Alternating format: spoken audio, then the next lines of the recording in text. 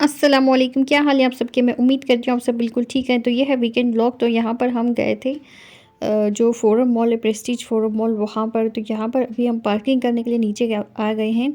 और आज चूँकि हम दोपहर में ही घर से निकल गए थे मॉल जाने के लिए, तो सबसे पहले हमने आकर किया यहाँ पर लंच। और खाना हमको खानी थी ये छोले भटूरे।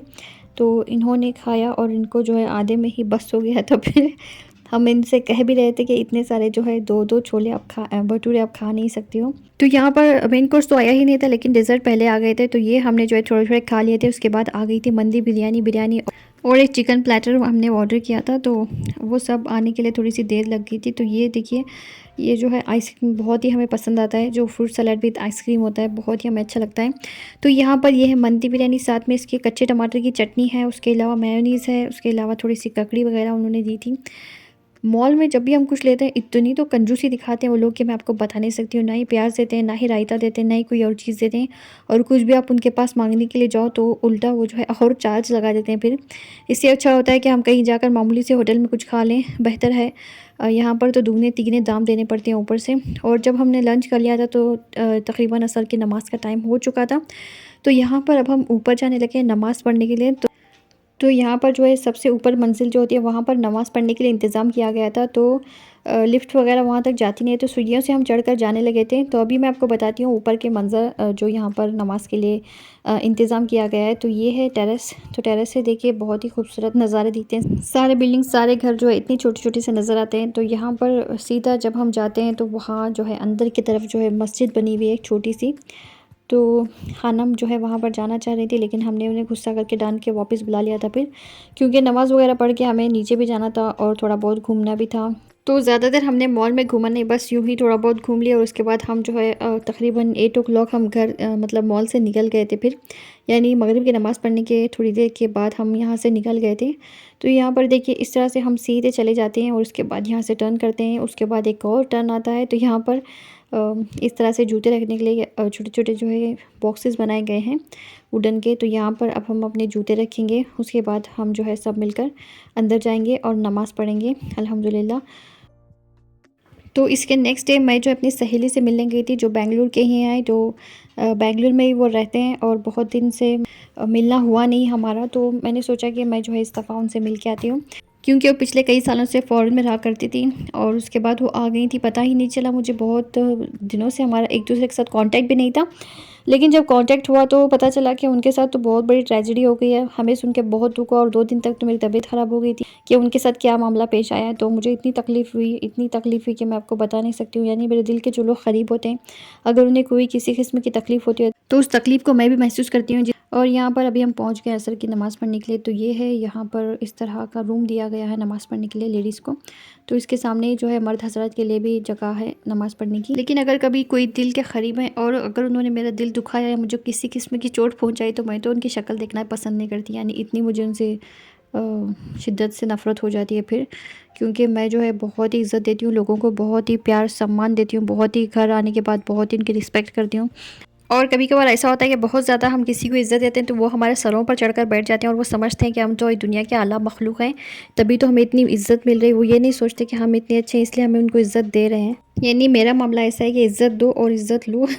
तो अगर कोई मुझे कुछ भी कह दें थोड़ा-सा जो मुझे अच्छा नहीं लगता, यानी मेरी इज़्ज़त में कोई फ़र्क आता है, तो मैं तो बिल्कुल ही उनकी शक्ल देखना भी पसंद नहीं करती हूँ।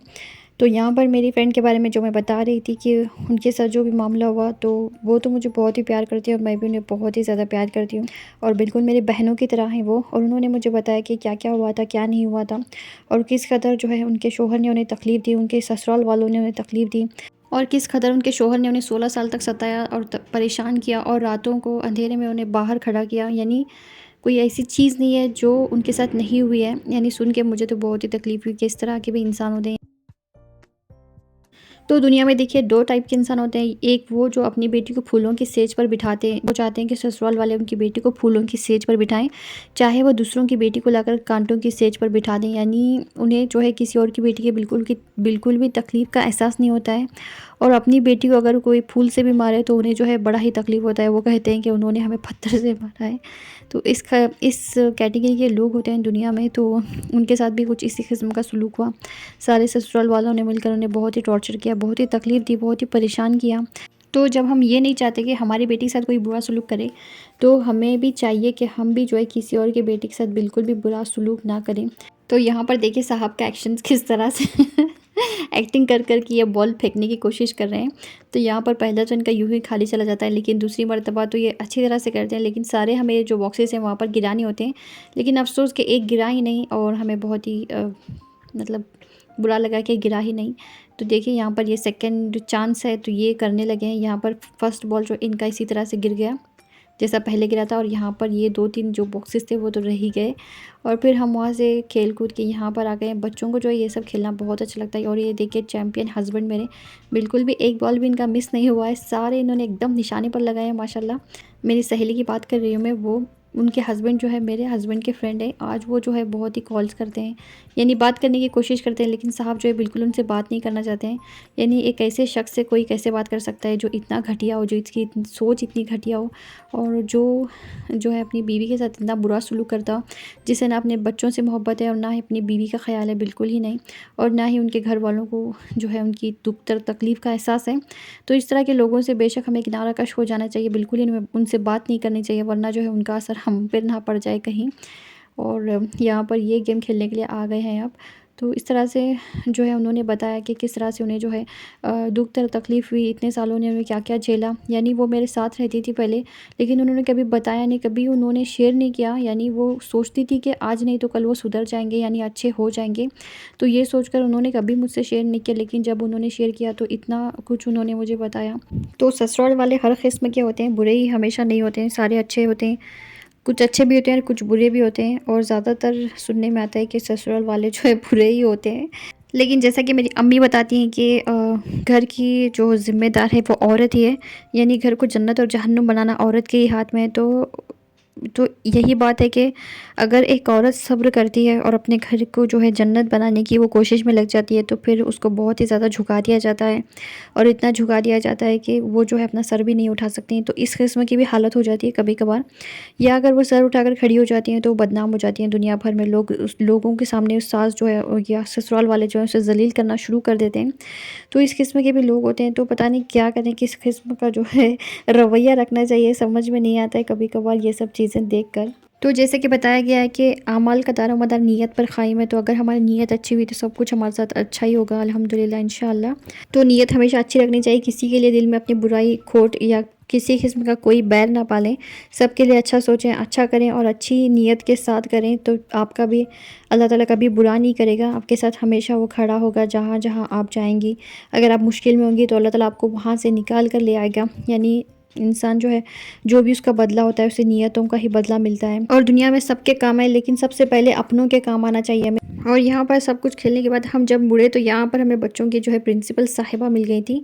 तो ये बहुत ही फ्रेंडली है माशाल्लाह, बहुत ही अच्छी है, और बहुत ही प्यार और मोहब्बत से इन्होंने हमारे साथ बात किया। और ये बता रही थी कि मैंने सिर्फ़ और सिर्फ इनके डैड को देखा है, आपको तो मैंने कभी नहीं देखा, फ़र्स्ट टाइम वो मुझे देख रही थी। तो इंशाल्लाह हमारे से जो भी होगा हम उनके लिए करेंगे, बेहतर से बेहतर कोशिश करेंगे और दुआएं करेंगे, और हर दुआ में हम उनको अपनी याद रखेंगे। और आप भी उनके लिए और उनके बच्चों के लिए दुआ करें, बेहतर मुस्तकबिल के लिए, बेहतर ज़िंदगी के लिए, और उनकी सारी मुश्किल और परेशानियों को अल्लाह ताला हल कर दे, आमीन सुम्मा आमीन। तो ये था आज का मेरा वीडियो। तो आज का आपको मेरा ये वीडियो कैसा लगा ज़रूर बताइएगा, अपनी दुआओं में याद रखिए, लाइक शेयर और सब्सक्राइब भी ज़रूर कीजिए। अल्लाह आप सबको सेहत और तंदुरुस्ती दे, हर बलाएं आफत और मुसीबतों से बचाए, आमीन सुम्मा आमीन। अस्सलामु अलैकुम।